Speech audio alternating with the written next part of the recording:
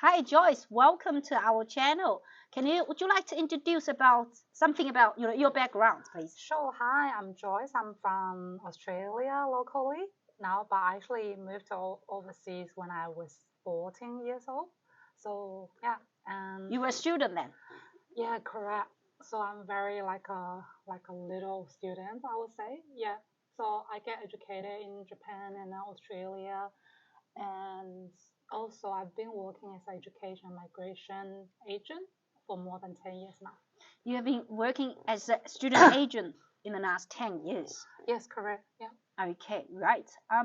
Today I understand you would like to introduce us about some of the new program. It's actually not new there, but you want to share some news about information to do with the New Zealand's student visa. Would you like to share a bit? What type of visa are we talking about here? Okay, yeah, I think a lot of people now concerning about the high visa rejection rate in Australia, also the age restriction. Is this a record? This is normal. I mean, is it hard to get student visa nowadays from Australia? It is. It's getting very hard as the government is cutting the numbers. Plus, they don't want any people over 35. So that's kind of an age sensitive here in Australia. For Australia student visa, that's age sensitive. What happens in New Zealand? So, in the opposite, New Zealand now is actually easing the policy. They're welcoming, offshore worker and student and migrants to Australia. And the skill migration program in New Zealand, for the age, the limitation is the age 55. Which means if someone who's able to get, they can come here as a student at the age of 40, that sounds all right? Yeah, that's very normal. I did, got a lot of application. We did handle a lot of application around, 40 to 50.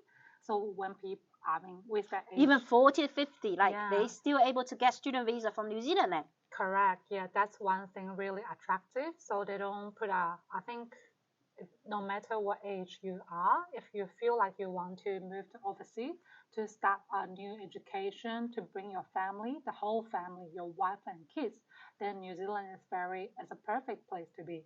So student visa, they can actually bring their spouse and then their kids to New Zealand. Yeah, I think not like Australia, they don't like you bring the whole family to here. New Zealand they're welcoming you. Yeah. How about the kids? Are they able to go to the public school for free? Yes, correct. So they have free education. Yeah. So which means if one people he's studying in the New Zealand like a master degree, he can bring his wife on partner visa. His wife can work full time without any limitation, and also the kids will get free education as a local rates. We're not talking about marriage. Some of them probably did marry. I mean, they are de facto relationship. They're able to join as well. Yes, correct. As long as you can show us the de facto, relationship. It's genuine. Yeah, genuine, and then definitely you can bring your partner as well. Which, I mean, de facto relation means same-sex relationship as well, right? Yeah. Depends on the country who are allowing them. So it depends on your country's culture or legal aspect. But New Zealand, there's no limitation in this area. Yes, correct. And also, another thing is, I guess there are a lot of different type of the school. There's so many universities that welcome students. So it depends on what type of qualification or what subject you want to study, isn't it? Correct. Yeah, and also we got like public university in New Zealand, and we got like a public polytechnic school in New Zealand, and also private school, and then they all offer like a certificate, diploma, bachelor, master degree. And yeah, it's really your own lots choice. of various of the choices. What's the cheapest, someone can invest to get student visa in New Zealand? What's the cheapest course for me if I want to study a master degree? I don't really care about which university. Yeah, definitely. I think for people who want to do a degree in master, because most of the master degree in New Zealand the duration is only 1 year. Oh, only 1 year duration. Yeah. So once you have that degree, off you go. You can go to job market. Yes, correct. And also for some of the public polytechnic uni, and also for some of the private school who is offering the master degree, the duration is 1 year, and the cheapest rates will usually be 30,000 New Zealand dollar. And if you have your spouse or girlfriend, boyfriend come over, they can actually work full time. Yes, correct. So how wonderful is that? Yeah, so when people can concentrating on their study, and maybe your partner can, concentrating on work, and then you have give a little bit financial support as well. Pay the bill, isn't it? Yeah, that's great. Okay, so why there's such difference? Australia and New Zealand. It seems that Australia restrict, they prevent. It sounds like they're preventing students come over here. But New Zealand said, well, come over here. Fine, any degree. We want to study here. One year. Bring your family. Bring your spouse. Why is that? That's because in the past few years, 1/3 of the New Zealander has actually actively moved to Australia. They are here. Yeah. Okay, 1/3 of the Kiwis, they are actually here. Yeah, that's why they really need some more like a labor and talent, Immigrants, immigrants from offshore to support the market. Otherwise, no, they are really short of the staff and labors. Yeah. Now we have some of the agents, they are overseas and they have their student connections. If they want to work with you, do you think it's possible? Yeah, definitely. If you have able to recruit students. Yeah, feel free to connect with us, and if you got any people or anyone who's interested in come to New Zealand to study, either I think the degree can be master and certificate diploma, but master is the highest probably qualification and then easiest way to get a open working visa.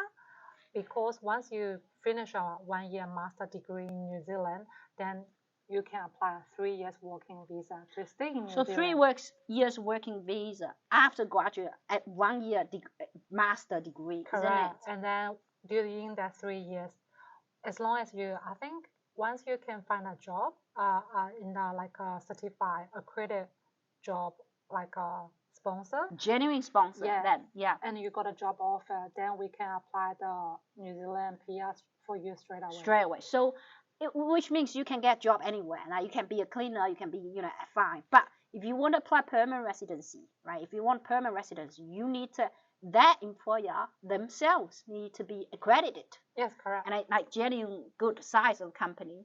And you just need to sponsor a job offer. You don't need to work for them as such duration of right. Correct. So as long as you got a job offer, bang, apply. Yeah, and also you don't have to wait until 3 years expire. No need at all. So once you got a master degree, and if you're lucky enough, so like some of my clients, they find a job in some of the government agency working as an accountant, then she can apply for PR straight away. And also no need to wait. No need to wait. That's the best thing to know. And also IELTS, you only need 6.5 to apply for the skill migration in New Zealand. So during your master degree process, you can once you're university, you can actually do the IELTS at the same time, isn't it? Yeah, it is. Okay, you don't have to wait until graduation. Sure. Right? Which means you only need to, I think the best thing I just want to share with you. Best pathway, yes. You only need to invest 30,000 New Zealand dollar, and then you can come with your whole family, and as long as you are, under age 50.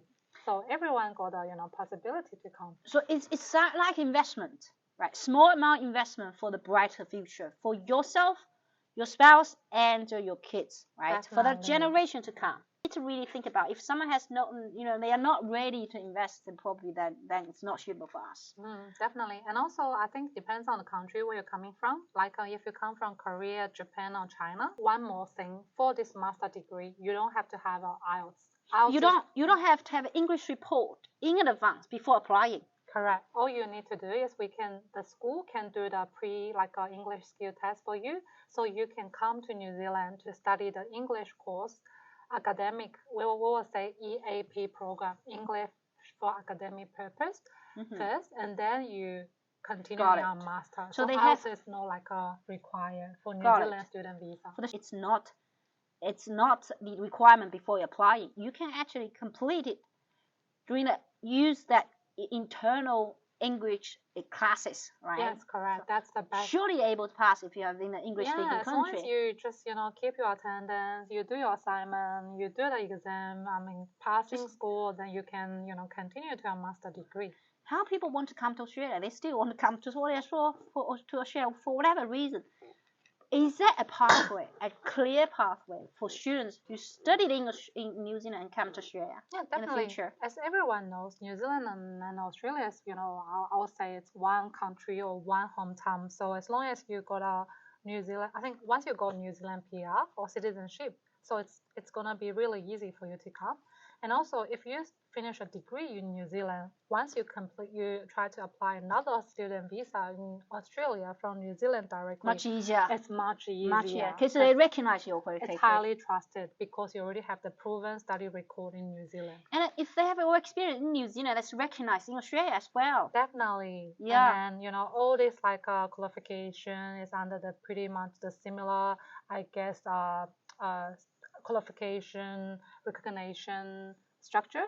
So yeah. So same New Zealand and Australia, they are under the same qualification recognition system, right? Definitely.